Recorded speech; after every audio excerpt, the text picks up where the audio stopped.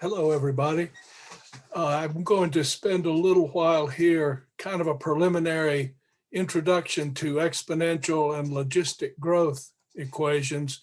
We'll go into the mathematics of it in the Zoom session next Wednesday. This is Thursday afternoon, late the week before. Uh, Dr. Gift has a four short video sequence about how to do some of the problems we will do next week. But I wanted to introduce it with this, particularly looking at exponential growth, contrasting it with logistic, giving some examples, and the fact that it's impossible to grow forever. So anyway, let's move along. If I can get there we go. So the problem we face in the world today is we've got generally exponentially growing demand for resources, and we have a spherical Earth, which means it is finite. So that can't continue forever. And something I think the textbook doesn't do a good job of doing is putting that in the context of our overall economic policies and theory. The highest mathematically literate economists say that the economy grows forever. It just cannot happen. Everything we do depends on everything getting bigger and much bigger in the future than it is now. And all of that depends on cheap energy and lots of it. But, well, that isn't going to happen forever. Anyway, almost a trivial example. I was looking for something else and I just happened across ski lift ticket prices beginning in 1936 and going right up to 2019. And I plotted them and they fit an exponential equation. This R square is a measure of the goodness of fit. If that R square value is 1, it's a perfect match. So this is 0.98, what you can rounds to 0.99. So 99% of the variability is described by that dashed line there. Looking at some more realistic things and more worrisome perhaps, the US national debt fits rather well an exponential equation. So let's just look at a few different snapshots in time. 2004, a little bit under $7.5 trillion. 2017, about 20 trillion. Again, a pretty good fit. Seems to maybe be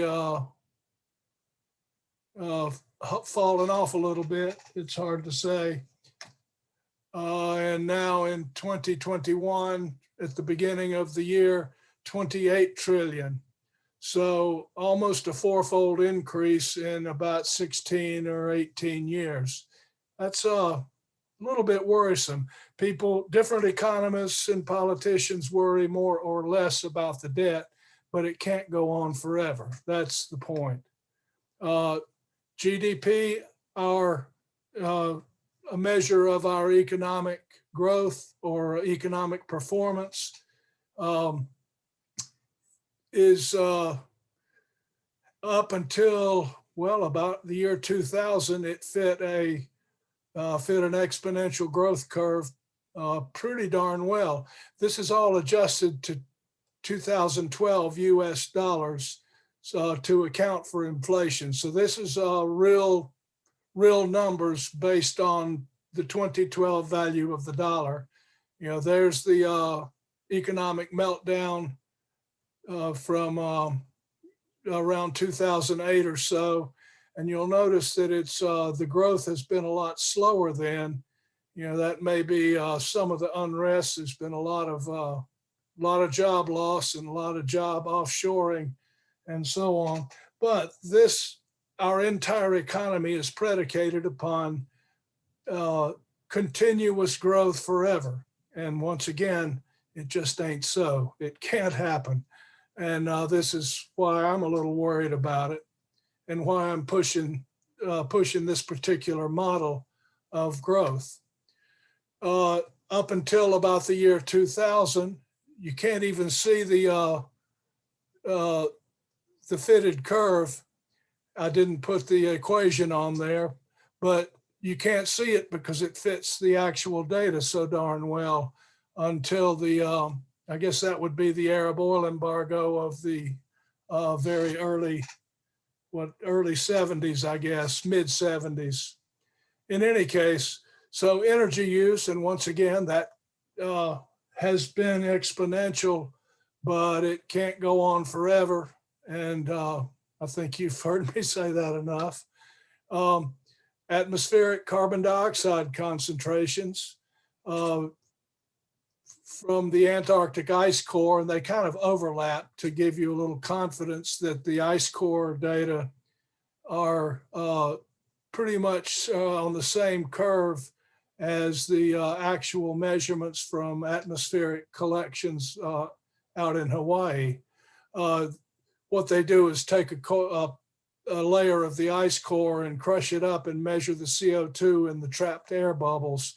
And in fact, this record goes back hundreds of thousands of years. So it's a pretty darn good data set, and that's going up. And we'll talk much later in the term about global warming and its correlation with CO2 concentrations. Moving to animal populations, this is kind of an absurd example, and I don't even remember what the different variables were. Like I say, we'll go over those next week in the Zoom session to explain some of the mathematics. But in any case, I included this because your textbook has an example of housefly population growth. So nothing much seems to be happening for, this is months on the x-axis. So along about 2.5 years, it starts to change a little bit. And sometime around 2.5 years or so after the start of a single gravid housefly female making babies, the housefly population exceeds the mass of the Earth, which is here, and I don't remember what, something times 10 to the 24th kilograms. That's big. I can't think of how many kilos that is. In any case, that's obviously absurd. It's just another point that exponential growth has limits. So here's some data. There's not a very good figure in your textbook. It's an example of kind of an eruptive sort of, as one of the words they use for it, eruptive growth. This is reindeer that were released on St. Matthew Island up off the coast of Alaska back in the late mid 40s. And then they were there for the soldiers and sailors to eat, but the war got over, they left, and the reindeer were just left on their own. In any case, they grew exponentially up to a point, and here's where I say this is why it can't go on forever. They basically ate everything, and they then crashed to near zero, and then a few years after that, they were zero. There are a lot of data points here. I was excited to find the data, but in fact, this looks like somebody made this up for a homework problem. The red crosses are actually the only actual full counts, and those are pretty much total accurate counts. But the main point being, they had no predators, there wasn't a big disease issue, they had plenty to eat, and they bred and reproduced and made more and more and more reindeer babies. and then they ate everything, and then they pretty much all died. So this is what usually happens in some populations that uh, grow exponentially.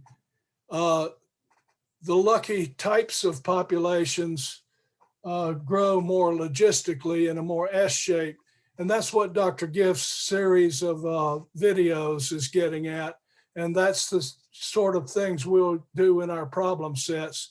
And just all of these year by year by year data points are actually bogus. The red crosses are all that's real. And just for interest, I looked at the 3 points when the soldiers left. Sometime in the late 50s, somebody visited. Sometime in the mid or early 60s, somebody visited. And I didn't include the crash because, of course, that wouldn't have fit. Anyway, logistic growth is much more realistic, but the problem is first you have to figure out what is the carrying capacity. What is this maximum number? I just arbitrarily chose 12 billion. The other problem is where do you start? I started at 1800 when the world population was about 1 billion. And I used 3 different growth rates, annual growth rates of 1, 2, and 3%. So under the assumption that the Earth can support 12 billion people at a 1% growth rate. We're way beyond that now. This is, I think this is the year 2000. And in 2011, we hit 7 billion. So this 3% kind of overshoots what we're actually at. 7 billion is, right about here. And that's 1900. So that isn't a very good one. Here, this might be closer, but here in 2000, we were shy of 7 billion people. Like I say, we hit 7 billion in 2011. We're at about 7.5 to 7.8 billion now. So this might be closer. In any case, you have to make some assumptions with the logistic model that it's hard to figure how that works. And that is all I've got for that. So I will stop the recording and I will post this on the Moodle site.